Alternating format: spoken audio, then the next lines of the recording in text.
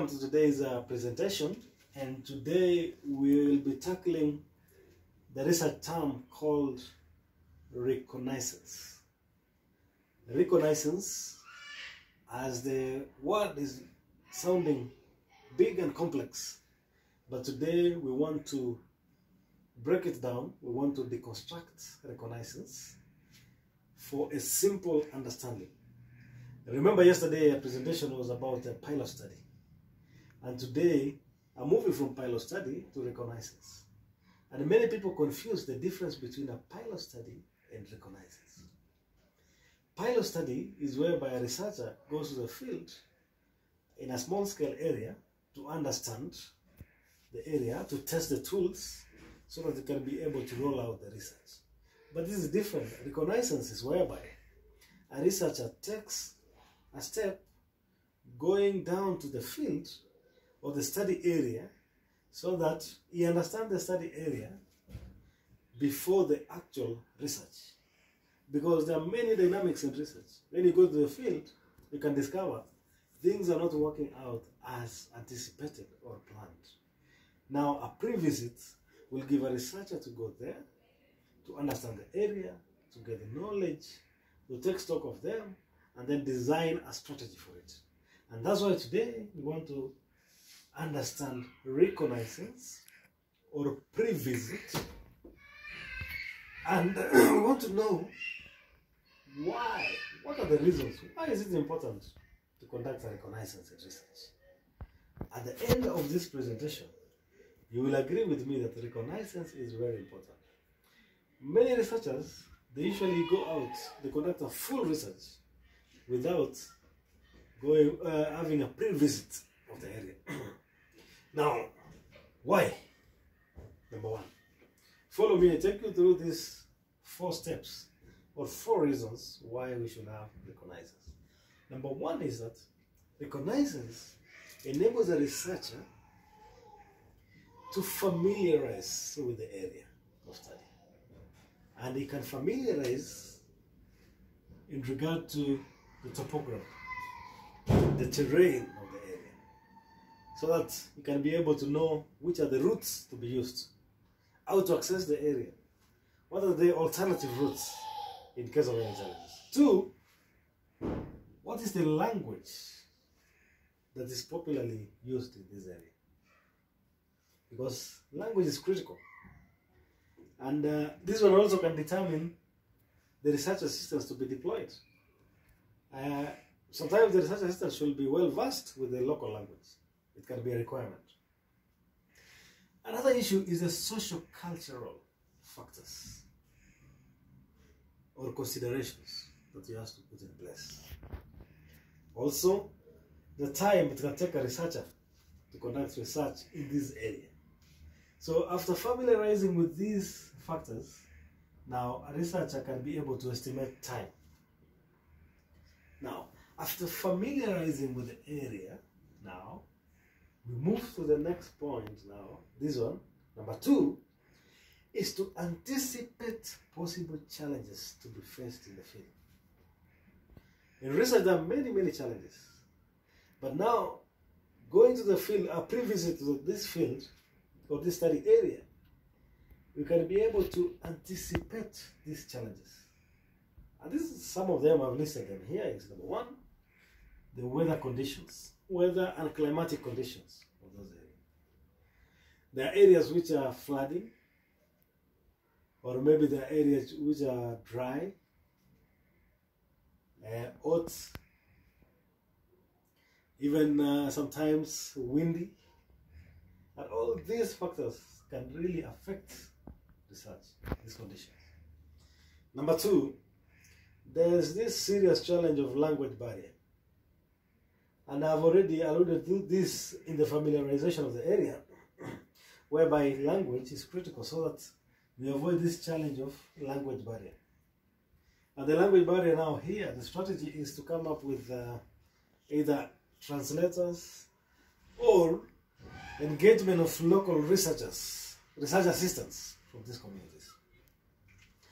Another issue, another challenge is common, which is common to all researchers. Many researchers conducted they usually come up with this challenge: inadequate funds.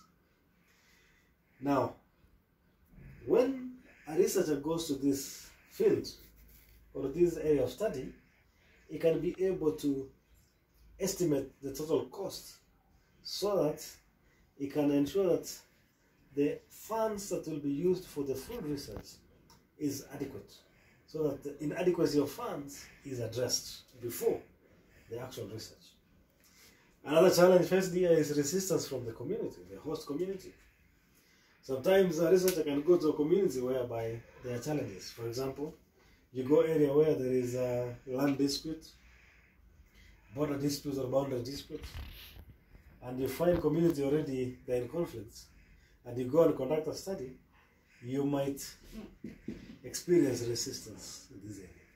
So now, if you understand the area before, you'll be able to know how to deal with this in case it's there. Another issue is research fatigue. Communities or areas of research, they receive different researchers every day, and they're researching on different areas, on different topics. So now, this one leads to what is called research fatigue. People are tired receiving researchers. Now, a researcher has to go there and to see and to preempt if this area, what are the cases of research fatigue, and if it's there, how to contain it. Now, after finishing these 2 points now, we move to the third one, and the third one is to design working schedule. After familiarizing with the area, anticipating the possible challenges, now it's time to design a working schedule. This working schedule will show the process or timelines from the start to the end. It will show when to deploy the staff, when to conduct the training, when to deploy the tools, data collection, and so forth, even up to data analysis and even the presentation. So these are now, we design the schedule for full implementation. So when this schedule is designed, it is now time to, number 4, which I'll be discussing here, is to develop implementation plan or a research plan.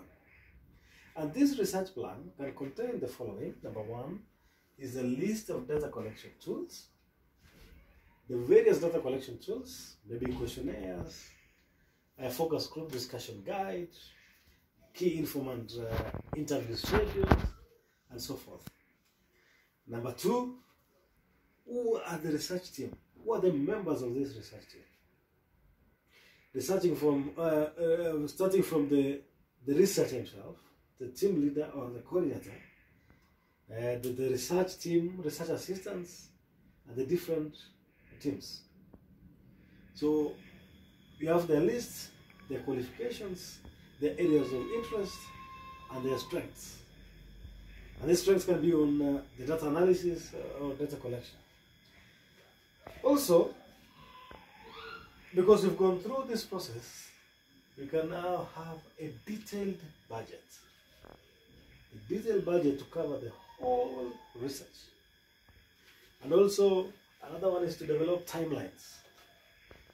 Timelines that shows the sequence, the process of implementation of the research.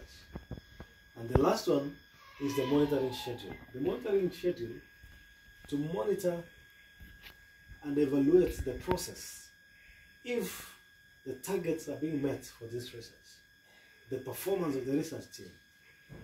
Are they meeting the target as agreed, and so forth.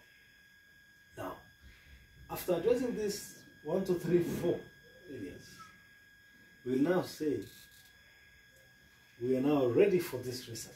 The researcher now can go and implement the research, to roll out the research, and now come up with the findings and results to present to the next level.